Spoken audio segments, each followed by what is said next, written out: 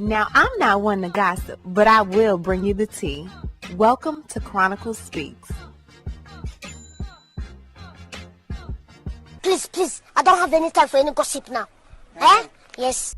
Singer Pam Long of the R&B trio Total has been in the news lately, and probably not for the reason she would want to be. Her ex-husband, Jamie Long, is currently married to Cyntoia Brown. Now, Cyntoia was convicted of murder and robbery of a man whom she claimed bought her for sex when she was 16 years old. Her life sentence was commuted to 15 years, and she's now out. Now, before getting out, she married Jamie Long. Again, this is the ex-husband of Pam from Total, and he also used to be a member of Pretty Ricky, although I don't remember him at all. Anywho, once Pam found out that they were married, she warned Cyntoia, saying that this man was diabolical and a manipulator. She said that the way this man pursued this woman is the same way he pursued me. He came and found me using the same card. He was a Christian artist, and she wanted Cyntoia to watch out for her back and her bag. So, of course, when Jamie found out about this, he wasn't too pleased. So when Cyntoia was asked to join the Breakfast Club earlier this month, Jamie and Cyntoia talked about this issue. Really was more so Jamie. This is what he had to say. I'm glad you had a chance to clear that up, because I did see your ex-wife saying things very negative. You know, I think that was very, and this is my first time speaking on this. Mm-hmm. I think it was very selfish. Yeah. I mean, I don't know if she's trying to reinvent her career. I don't know what she's trying to do. But she's a singer? Well, Pam from Total. Oh. So I think it was very selfish of her to do that, because me and my wife serious, man. We serious about what we doing. We serious about the message. And, you know, I've been divorced from Pam, almost 4 or 5 years now, man. I don't know.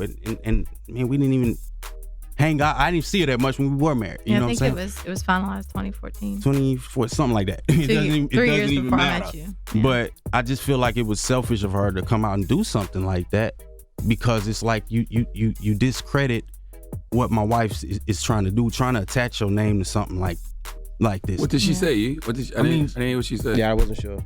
She warned me.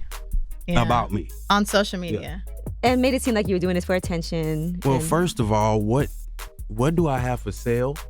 I no longer participate in the music industry. That's not my thing. Mm-hmm. I gave that up. I tend to my home. I tend to my wife. I tend to my business. Yeah. We are very financially stable. I've heard that something about, because my wife has a book deal. Mm-hmm. And I'll get this straight. With or without a book deal, my wife is gonna be straight.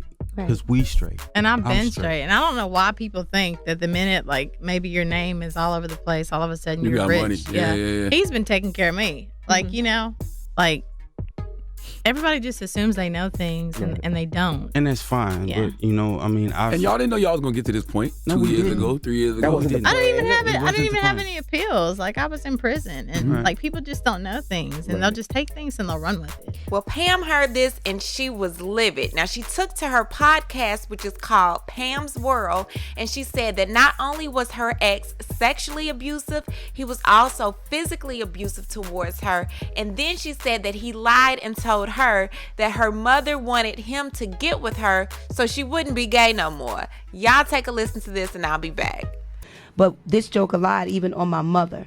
He said that my mother wanted me to get married to a man because my choice was women. And my mom, my mom didn't want me to be with women, so she wanted me to marry him, you know, because he was a man. He also said that in our marriage that he was, I lived in my mother's basement, which in fact, I didn't just live there, he did as well too. Come on, somebody.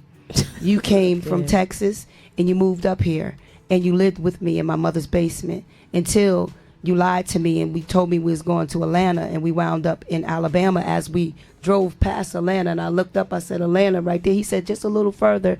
We were just a little outside of Atlanta. 2 hours later, we make a stop. And you remember when I said I wasn't living there, right? Oh, you don't. You got amnesia?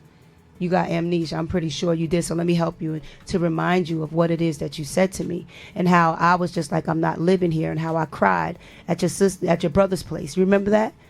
And you was like, please, and finally, of course, I stayed because of what? I was married to you. But you also stated that when we were together, that you was only with me for like 2 months. Really? I don't remember that, because you left, as you quote unquote, when you said to me, I left my son, I left everything. I never told you to leave your son. Never, ever told you to leave your son. But you lived with me in New Jersey. Then from New Jersey, we went to Alabama, and then from Alabama to Texas. So that sounds like more than 2 months, because we was married. We got married when 2013 to 2015, 16 was right before my mother passed away, is when you and I, the divorce happened. The reason why Pam got a lot of backlash, Pam, and let me just say one thing about Pam. Pam was never the perfect wife. Pam was never the one that was said that she was perfect. But what I did do is that I loved you, and I was trying to do what I thought I needed to do as a wife. But when I did not agree with you, and I didn't agree with the stuff that you was doing to some of your friends, that you treated men like they was little boys, and I said to you, Jamie, that's not right. Or the lady that was in the store, the woman of a different race, and I said something to you, and you blew up, and it's just like, oh, you gonna take their side, and you gonna do this, and you gonna do that. The same Jamie Long that said that he loved me, but the same Jamie Long that flew me across the bed at Kima's house. Come on, somebody. You want to talk about it. We're going to talk about it. The same Jamie Long that said that you wouldn't put your hands on me. The same Jamie Long that said that you love me. The same one that said that I was the beautiful girl and I was the dark-skinned woman that you saw in a dream, but I never saw your face. The same one that tracked me down on Twitter. You. That's the one I'm talking to. That I didn't know who you were. The one that before you and I got engaged, the one that said that you was up for 3 nights. It sounds like the story as far as with your new wife. The 3-day syndrome. That's what I'm going to call it tonight. The 3-day syndrome. When you said you was up for 3 days. And do you know what Proverbs 18 and 22 means, Pam? What it says? I said, no, Jamie, I don't know what it says, but I know what Proverbs 18 and 21 says. And then when you open it up, it said, he that findeth a wife findeth a good thing. And what did I do? I turned my face because I didn't want you to see my tears. Oh, you got me good with that one. Because I thought it was your heart that I was seeing. But no, I was seeing what I saw. I should have just listened to, because it's not your fault that I married you. It's mine. Because I knew. Because do you remember our conversation at the hotel when I told you that I didn't want to get married? I was like, I don't think we're ready yet. And that you blew up at the hotel the couple of nights, or either the night before we was going to get married. Do you remember that, Jamie? When you blew up and you was just like, yo, I don't know what I'm going to do. I don't know. I'm going to go back to Texas. I don't know what I'm going to do. But because I was the girl that was broken, the girl that didn't love herself, that was insecure, and I thought that you was my big fish, that you was the greatest catch that I ever had, because I was looking at your inside, your outsides, the outside of you, just like your wife now mentioned about how handsome you are. That I can say absolutely. I went with what I saw. That's what I did. And what did I do? I didn't want to let you go. I didn't want to let you go because I didn't want to lose the catch. And then to address the fact of someone saying in the interview of me wanting to be married, why would I want to be married to somebody that treated me some sort of kind of way? Because of the fact that when I got married to you, I never wanted to separate. One thing with me is that I made a covenant before God. You told me that it was just a piece of paper. That's what you said to me. It was just a piece of paper. How about the man that forces himself on women? Do you remember that night? You want to go there? Come on. I don't think you really want to talk about you. So my thing is that all the lies, and like I said to anybody else, come on, hook me up to any machine that you want to hook me up to. But I don't think you can sit down and be comfortable hooked to something, telling all of these lies that you're saying. And then you're going to talk about me sleeping with women. I've never, and I told you before, because let's address this. I remember when you said something to me, and you said something about one of my friends. You was like, oh, is that your girl? And I said, Jamie, how you going to say something to me like that? And you was like, I'm just playing. I was like, don't play with me like that. I said, because I know I know what I used to do. And I've said it before, I've never been gay. Have I slept with women? Yes, I have. Did I enjoy doing what I was doing? Yes, I did. But did Pam say that she was gay? I wasn't never gay. Listen, I was looking for something in somebody. I got the attention that I wanted.